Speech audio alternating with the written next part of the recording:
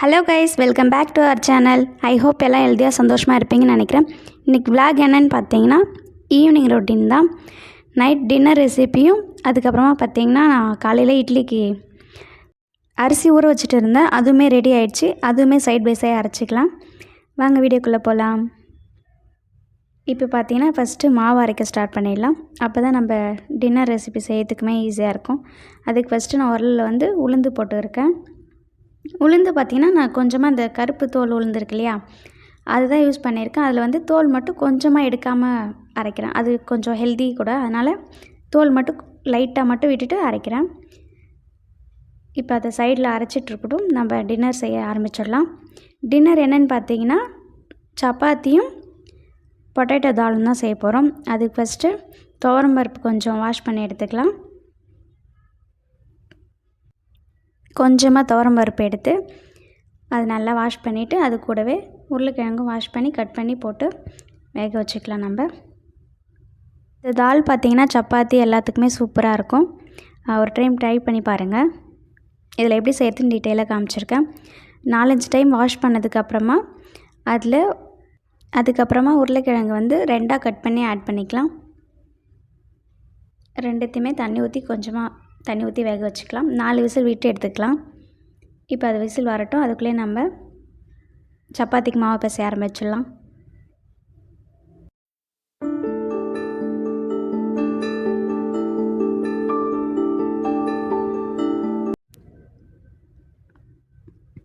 சப்பாத்திக்கு மாவு பிசை நான் 2 கப் கோதுமை மாவு எடுத்திருக்கேன். கொஞ்சமாக சால்ட் ஆட் பண்ணிக்கலாம். தேவையான அளவுக்கு ஆட் பண்ணிக்கோங்க. அது கூடவே கொஞ்சமாக ஆயில் ஆட் பண்ணி ஃபஸ்ட்டு பிசைஞ்சிக்கலாம்.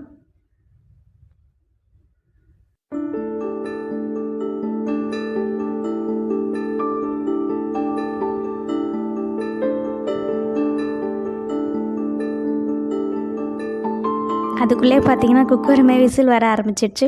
விசில் வந்தாலே அவளுக்கு ரொம்ப பயம் வந்துடும். ஸோ அதனால் ஓடி வர ஆரம்பிச்சிட்டா. அதுக்குள்ளே பார்த்திங்கன்னா உளுந்துமே அரைஞ்சிடுச்சு. ஸோ உளுந்து எடுத்துகிட்டு அப்புறமா அரிசி போடலான்ட்டு போயாச்சு.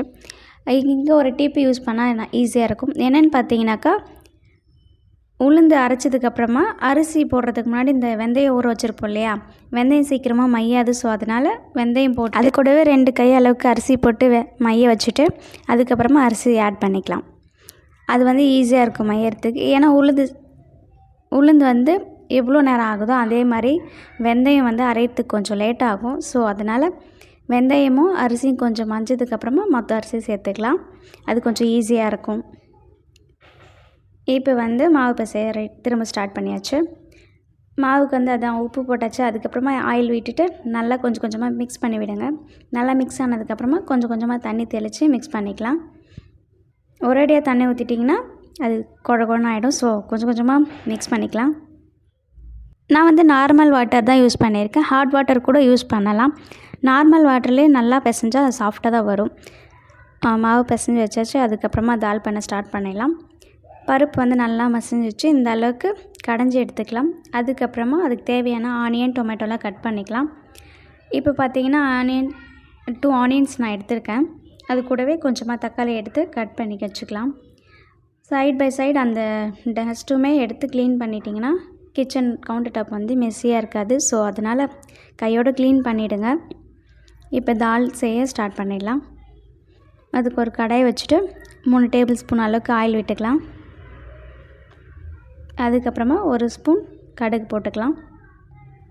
கடுகு நல்லா பொரிஞ்சதுக்கப்புறமா கட் பண்ணி வச்சுருக்க ஆனியன் சேர்த்துக்கலாம்.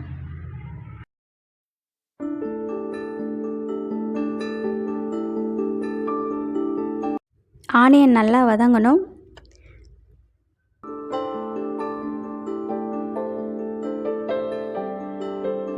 நல்லா வதக்கி விடுங்க.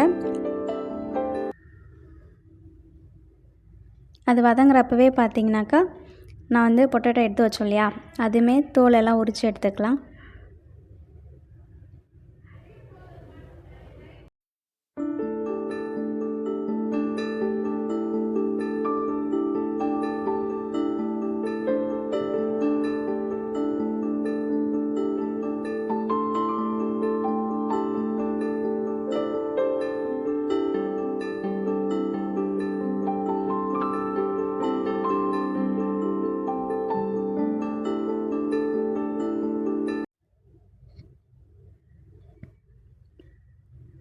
இப்போ தக்காளி ஆட் பண்ணிக்கலாம். தக்காளி நல்லா ஆட் பண்ணிவிட்டு வதக்கி விடுங்க.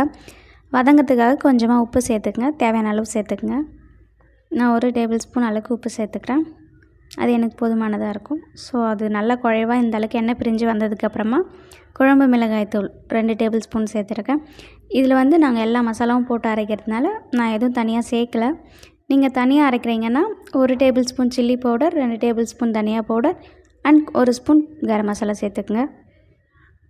நல்லா மிக்ஸ் பண்ணி விடுங்க. சிம்மில் வச்சு வதக்குங்க. ஏன்னா மசாலா கருகிடாமல் இருக்கும். அப்போ தான். அதுக்கப்புறமா கொஞ்சமாக தண்ணி ஆட் பண்ணிக்கலாம்.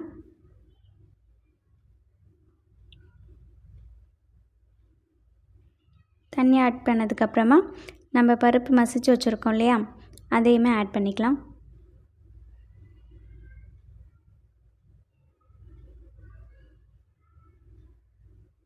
நல்லா கலந்து விடுங்க. அதுக்கப்புறமா பருப்பு ஆட் பண்ணிவிட்டு அதையும் நல்லா மிக்ஸ் பண்ணி விடுங்க.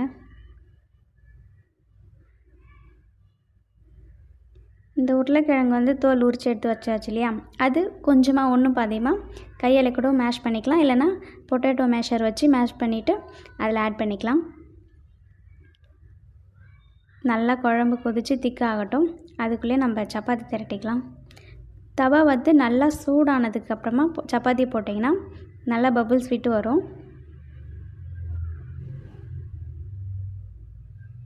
நீங்கள் சூடாக சாப்பிட்றதா இருந்தால் ஆயில் விட தேவையில்லை. கொஞ்சம் லேட்டாக ஆகும்னா ஆயில் விட்டு சுட்டு வச்சிங்கன்னா சூப்பராக இருக்கும்.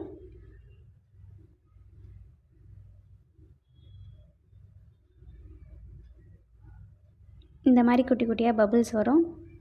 நல்லா தவா ஹீட் ஆகிருந்துச்சுன்னா நல்லா பஃப்னு வரும்.